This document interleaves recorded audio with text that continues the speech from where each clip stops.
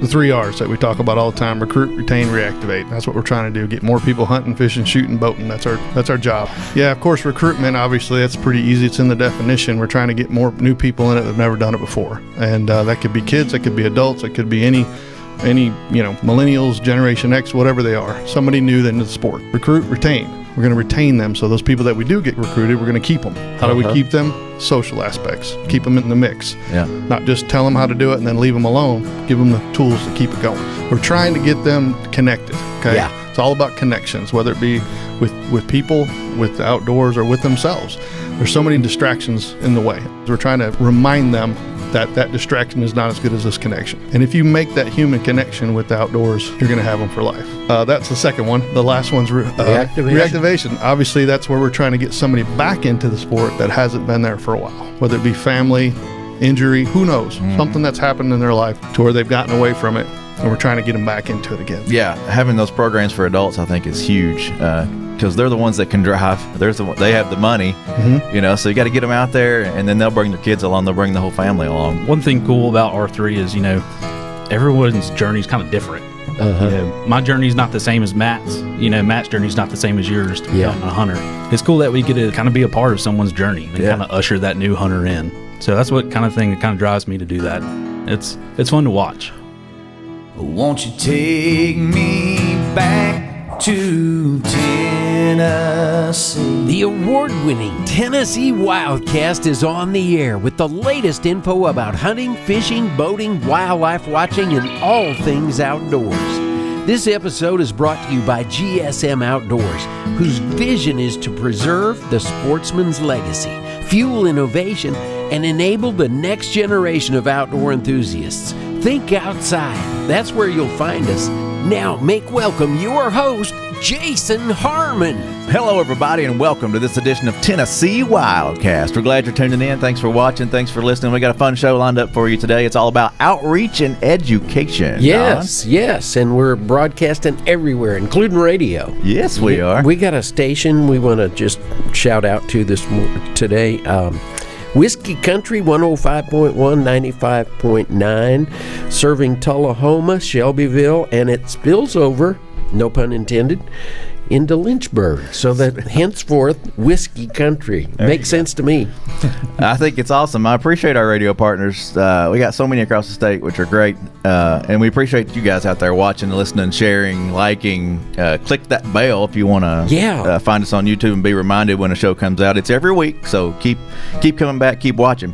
It's going to be a fun show today, Don. It sure is. We got Mr. Matt Clary with us. He is our Assistant Chief of Outreach. And then we have Daniel Musselwhite, our Wildlife Education Program Coordinator. And Daniel's new to the TWRA, so we're going to get to learn a little bit about him and make fun of his love for Auburn football. It's not our hero. Or Eagle anyways. No, I like to give him a hard time because, around here we pull for the Vols. I don't know what his deal is, but we'll figure that out. We're still trying to figure it out ourselves, so it's all right. I do, unless they're playing for the Huskers. That's right. Yeah, you got to pull for Nebraska every week as well. Well, anyway, it's going to be a fun conversation today, and it's kind of bittersweet. That's the word I was about to say. Yeah, with Matt leaving. I know. What's the deal there, man? Man, I'm moving on. The big R word. That's right. I'm early retirement, I guess you could call it, but a transition from this job to another. Really, I'm retiring from this one, and I'm going. That's right, going a new chapter, working for IHEA, International Hunter Education Association, running their business development side of the program, and excited. Some really good things coming down the pipe with dealing with hunter education, and hopefully we'll be able to support the states in the future. Be back in Tennessee, maybe do some stuff here. Yeah. But the coolest part of that, it's a remote job. So you may see me out west. You may see me up north. I may follow the seasons. You never know. Very cool. Yeah. Yeah, that's cool to be able to do that and explore the state. I mean, you got kids that are out and about across the state too, so across the United States. So that's right. That'll be awesome for you and your family, and I'm sure IHEA will. They're getting a great candidate, a great employee. So I know you'll do great things there. And hunter education has been his life for a lot of years. Yeah, was coordinator over in Region 3 for like 20 years, and it's always kind of been my bread and butter, I guess you could say. Right, Kind yeah. of the very first R3 program, I guess you could call it in for TWRA in a way. And it's just part of the whole genre of getting kids out there in the woods, and I think it's going to be a good thing. Yeah. So. Well, and you say kids, but even R3 is not just about getting the kids out there; it's about getting the adults. We're going to dive into some of that today in our conversation. So, yeah, we'll miss you, Matt, but we know it's going to be good things ahead for you. I appreciate it. Daniel Musselwhite. Yeah. Tell us a little bit about yourself, Daniel. You're new to the agency. Tell us a little bit about your background, what brought you here, and Yeah. then we'll dive into more. So I started with TWRA back in mid-April, but graduated from Auburn, started my career with Alabama Game and Fish. I was down along the coast for 8 years. So lived the coast life for 8 years. Then Nice. As a hunter ed coordinator. And then I moved to Huntsville, Alabama for a couple years. And now I just keep on making my way up I-65. Looking to call Tennessee home for the next 30 years till I retire. So I'm excited to be here. Yeah, awesome. Good deal. Moved up to God's country up Yeah. there. That's right. Well, so when you were in Alabama, you were in law enforcement, right? Not Yep. Also hunter ed, but law enforcement and things like that too. So started, incorporated with law enforcement was hunter ed. So hunter ed coordinator. Then I got to kind of cherry pick all the fun stuff to do with law enforcement. But kind of started the R3 program down there. Built some great stuff. Doing some one-day deer hunts. Of course, NAS was involved also with starting some of these firearms 101 courses there that we're going to bring here out to Tennessee. Awesome. Well, when you're not working, what do you love to do? Unfortunately, I'm a big duck hunter, so Okay. duck and bird. So love to hunt, of course. Love to watch football. Even though it's not Auburn football all the time. Yeah, my fiance, she went to Alabama, so House divided there. It is very house divided. Saturdays can be a little troublesome around the house, but it's been good. So love to go out to Kansas, upland hunt. I mean, one thing I love, of course, I want to kill a quail or pheasant or anything, but I love watching the dogs. Having those setters, and pointers. I have a little Boykin. He does his little thing, but that's one thing I truly value about that is watching the dogs. That's neat. That's cool. Yeah, very cool. Very cool. Hey, we throw that R3 terminology around. Maybe we ought to refresh for those who aren't quite as familiar with that as we are, because we kind of eat, sleep, and live breathe it every day. Yeah. Let's jump into that. The R3 movement is real and it's happening all across the United States. And jump in and remind folks what it is and a little bit about what we're doing here in Tennessee.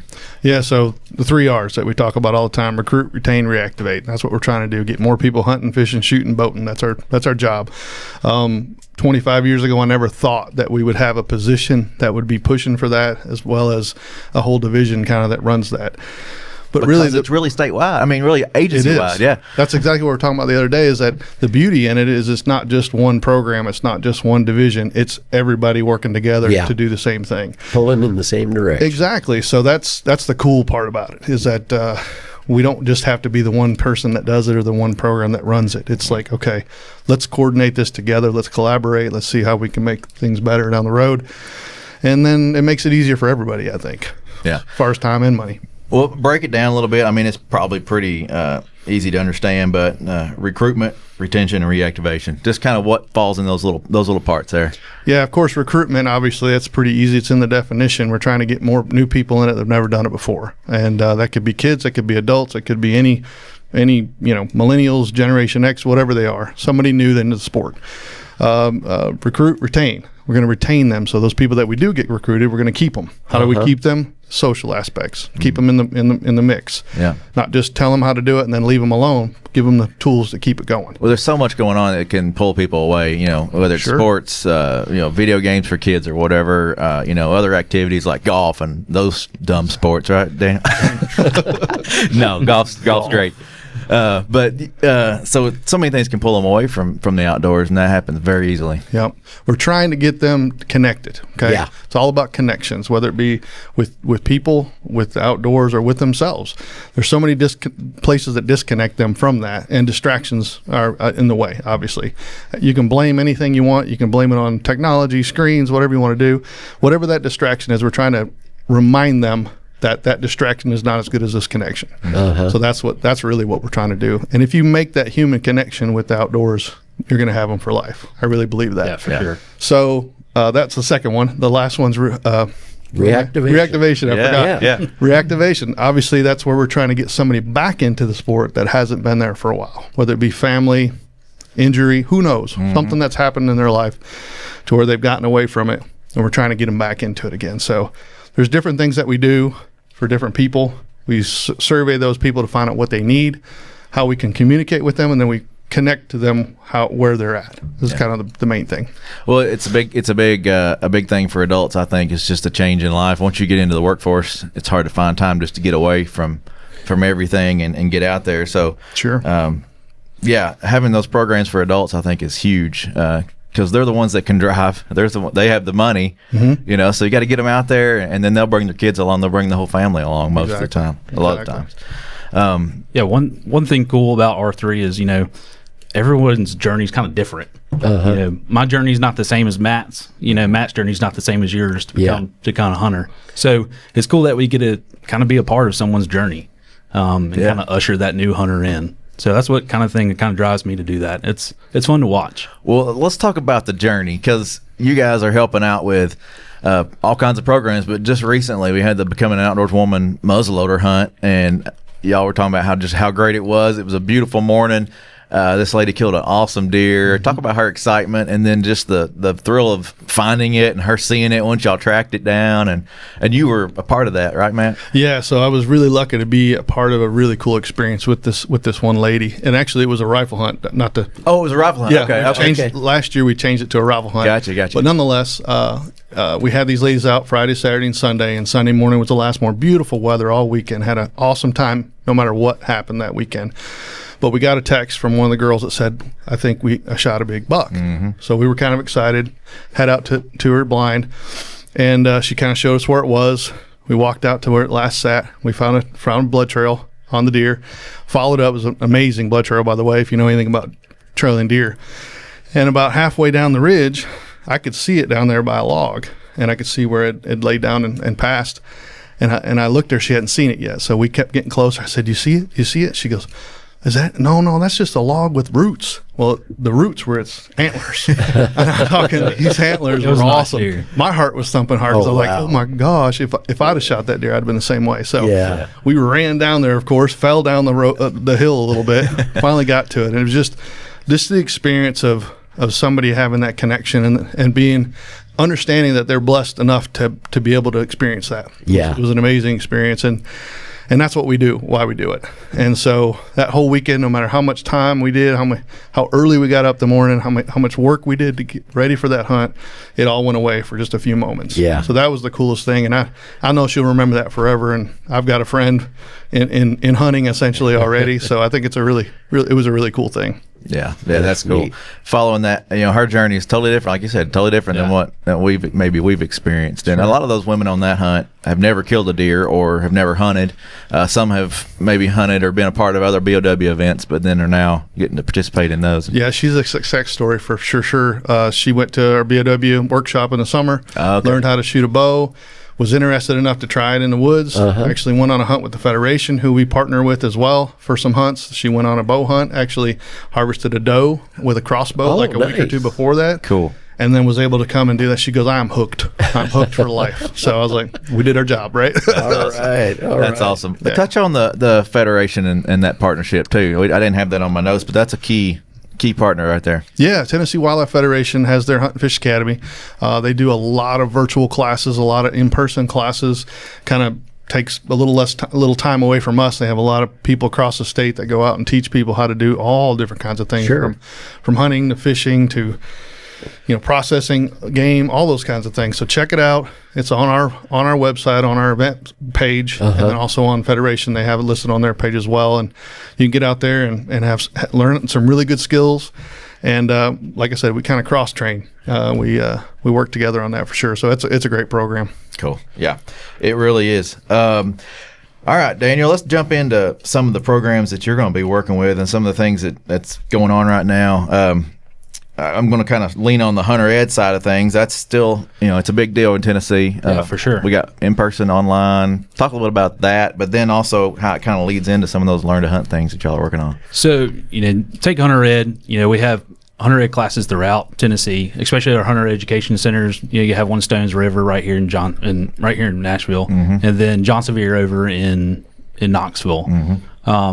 So have to have hunter education in Tennessee, and then kind of the next step forward. Hey, where do I go from here? I've seen a lot of parents come through those hunter ed classes and really don't know where to start. Their kids might want to hunt, but then themselves are not hunters and they don't know where. So it's kind of a great little starting port for them. So we've kind of developed this program that's called a Learn to Hunt program. It's pretty much a workshop. It's a modified hunter ed class is what it is.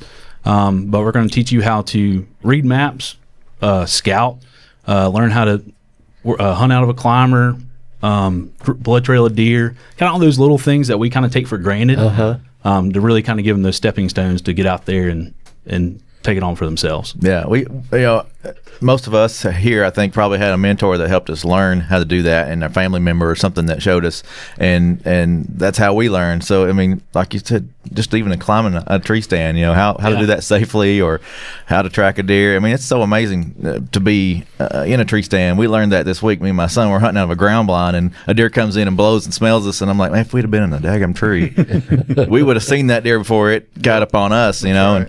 And so yeah, learning those little things like that.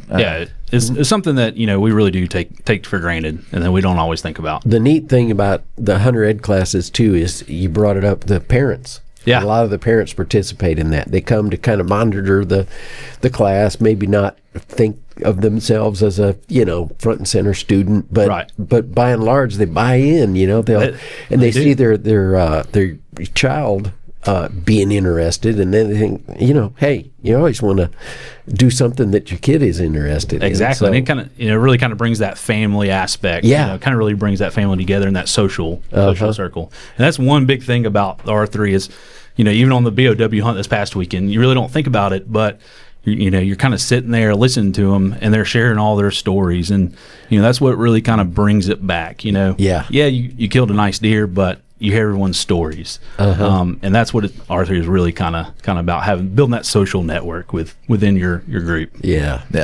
Time around the campfire. Yeah, exactly. Yeah, that's awesome. Where your stories just kind of go off in different directions. Yeah, definitely. So if you want to find these events and some of these things that we're talking about today, go outdoorstennessee.com. Our event system is there, and you can find the different types of hunts, the different types of learn to hunt events, learn to fish events, the firearm classes, which we'll get to in a minute. And then, like Matt said, all the Federation Hunt Fish Academy events are listed there as well. So go to gooutdoorstennessee.com, the event system, and buy your license while you're there. Shooting ranges. So we got shooting ranges all across the state. You mentioned a couple, but talk a little bit about shooting ranges and then some of the firearm 101 classes you're trying to fire up. So yeah, we have a bunch of shooting ranges across the state. Got a couple big ones we were talking about: John Sevier, Bartlett Ranch in Memphis. Yeah. And then we have Stones River here. Stones River is getting some updates. They're getting some berms done.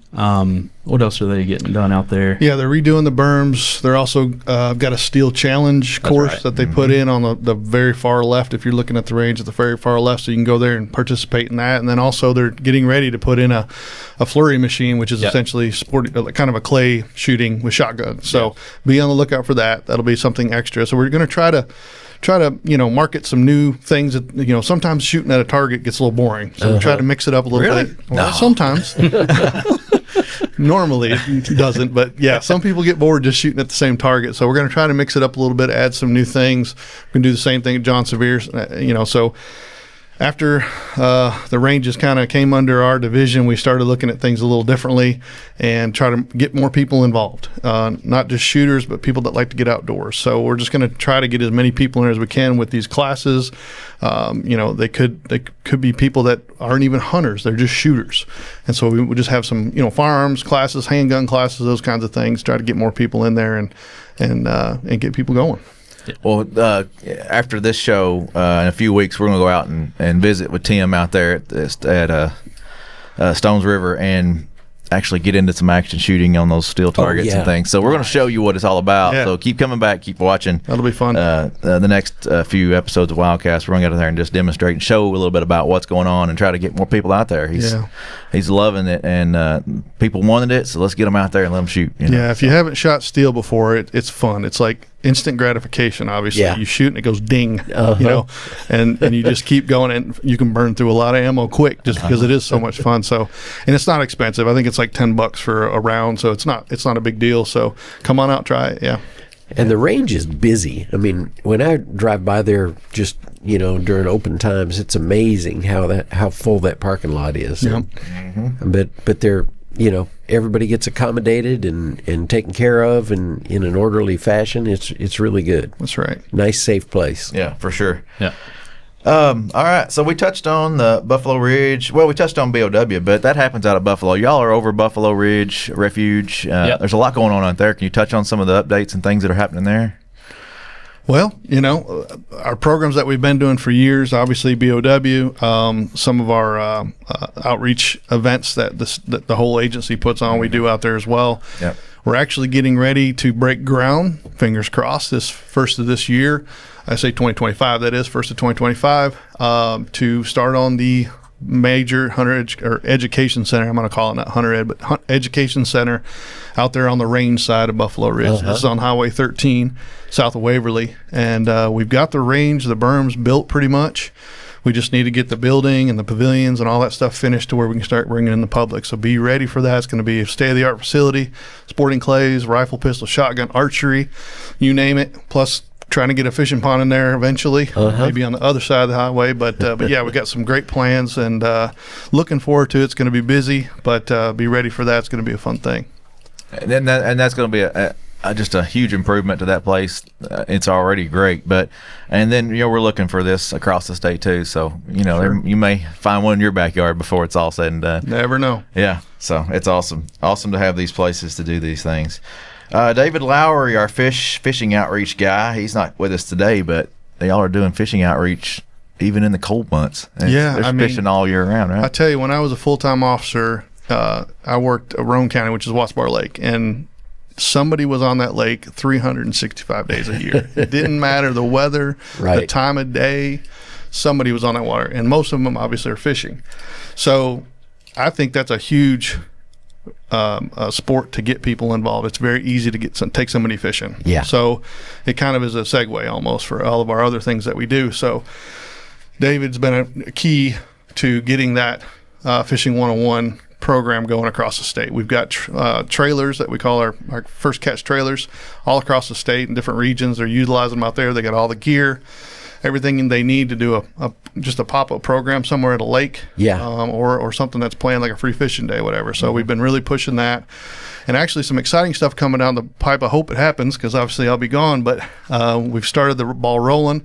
The National Fishing in the Schools program, we're actually going to help grant some money to some schools and get that going. Awesome. So that's essentially teaching kids in school how to fish in PE class of all places. So we've already got the archery in the schools program, but now we're going to teach them how to fish, possibly even fly fish if they're interested in that. Fly fishing, I don't know about fly fishing. I know he likes it. It's addicting. It's like that duck hunting. No, it's actually annoying. I think so. It's because you're always ending up in a tree. All that work to throw a little fly about this big, I don't get it. So give me a rooster tail. That's what I need. But nonetheless, we've got it for all. We got all the things that you need. So we're going to try to get that rolling next year. Grant some money. We're actually partnering with Tennessee Tech. One of the professors up there is actually doing some archery programs for the PE teachers. He's actually teaching them NASP when they leave. We're also going to try to get the fishing program, so when they leave, they're also certified in fishing. Very cool. So, yeah. Trying to get it all on the side going on, but yeah, it's very exciting. Yeah, that's cool. We'll have to get up there and do a show with them at Tennessee Tech. That'd be a fun conversation. But sure. Fishing in the schools, it's been around a while, but it's kind of taken a little while to get its feet under itself and moving. I think it'll be a great program for Tennessee. I do too. I think just giving a little push is what's going to make it happen. A little direction and stuff. It's like a father-daughter program. I say program. The program is run by a father-daughter, and they've been doing it for years across Yeah. the country. Yeah. And it's just slow because there's just two people running the whole country. So the way I look at it is if we partner with these people and then also maybe throw a little money at it, maybe it'll help it roll a little bit quicker. So that's what we're hoping. Very cool. Well, you can find all these Fishing 101 events and things like that on GoOutdoorsTennessee.com. Or you can contact David Lowry or our office if need be. Yeah. And we can tell you where he's going to be if he's got something planned or if you want something planned. Like you have that was a neat thing that David brought up when we were talking to him earlier about a corporate event or a team building thing. You know, hey, invite us to come out. Invite David to come out with the trailer, fix everybody up, and just have a great day at the lake. That's right. Yeah. Yeah. I was going to mention. Oh shoot, lost my train of thought. Anyway. That's where you can find that. GoOutdoorsTennessee.com. Back up to shooting ranges. Lacey Lane, our shooting sports coordinator, I guess you could call her. I don't know what her official title is, but she's dealing a lot with ranges when it comes to firearms and archery and helping get some ranges going and outfitted and things like that. So, I know. Ask.twra at tn.gov. That's right, isn't it? Ask.twra. I think that's right. Just go to our website, tnwildlife.org. TWA ask, whatever. Yeah. It's one way or the other. But you can email us, and that'd be a way to get in touch with David or get in touch with Lacey or get in touch with Daniel. Sure. And Matt for a few more weeks. But, contact us, get in touch with us, and we'll provide more information on all these programs and things that are going on. I think that's about wrap it up. Anything else y'all want to touch on that we haven't hit on that's coming out in shooting and fishing, things like that? Yeah, just real quick, I see you got a note about fishing report. I've actually been working with Jason Henniger, Chief of Fisheries, about getting some more reports out there. If you want to be the fishing report person, give us a call. Give Jason a call or David a call, David Lowry, and let them know, hey, I fish this lake all the time. I could probably give you some information on it. Everybody's trying to find information about certain lakes. So we've got a good list of these lakes. I don't have them in front of me, but it's a pretty good list. And then we lose people, too. So from time to time, they say, I'm done with it or whatever it is. They're done giving that report. So give us a call if you want to be involved in that. If you're somebody that fishes all the time and really knows that lake, we want to hear it. And so do the other fishermen for sure. Some of them don't want to give us that information, obviously, or they may give us false information, but at least it's information that we can put out there and say, hey, the fish aren't biting or they are biting, that type of thing, and maybe a couple other good things. So, or if you're a guide out there on one of these rivers or streams or lakes, let us know. We'll plug you too. We'll give you a little plug there. Yeah, we've got a lot of guides that help, and that's awesome. A lot of individuals who just love to fish are on that list. On our website, tnwildlife.org, there's a button on the homepage. You can click Fishing Report. If you want to sign up for these, just scroll down. You'll see the sign up for emails. You can select fishing reports and a bunch of other things if you want to hear about those things. Sign up, get those emails, watch our social media, and watch our website. It's all there. So I wanted to jump in to Matt right here. Since you're leaving us, tell us a little bit about what has been the greatest moments and times in your career here at TWRA, and what's some things that stands out to you before we have another hour? Yeah, we'll figure it out. I tell you what, you got about 2 minutes. Yeah, just like everybody says, it goes faster than you think. But it's always, you go back to the people who I've worked with in the agency, outside the agency, those connections we talked about, those connections I've made. I've got friends all across the country, and I'm looking forward to seeing them again pretty soon. And I think that's been really the legacy that I leave, is that I've made really good friendships with people here, and I think that's what it's all about. Yeah. That's cool. So bringing a tear to my eye. That's what I try to do, man. I got to keep you grounded. Well, Matt, we appreciate all that you've done for the agency through your years, through Hunter Ed and the BOW stuff and archery, and it's just been a lot. So I appreciate all that you've done for the state of Tennessee. Yeah, we're going to keep it rolling, though. Yeah, Not done yet. I like it. Daniel, thank you, and welcome to Tennessee. Thank you. I appreciate y'all having us. Yeah, you bet.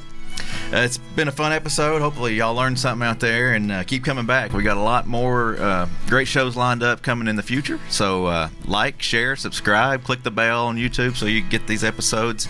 Thanks for tuning in on the radio, and I believe that's going to wrap it up, Don. I think so, yeah. We'll see you all next time on Tennessee WildCast.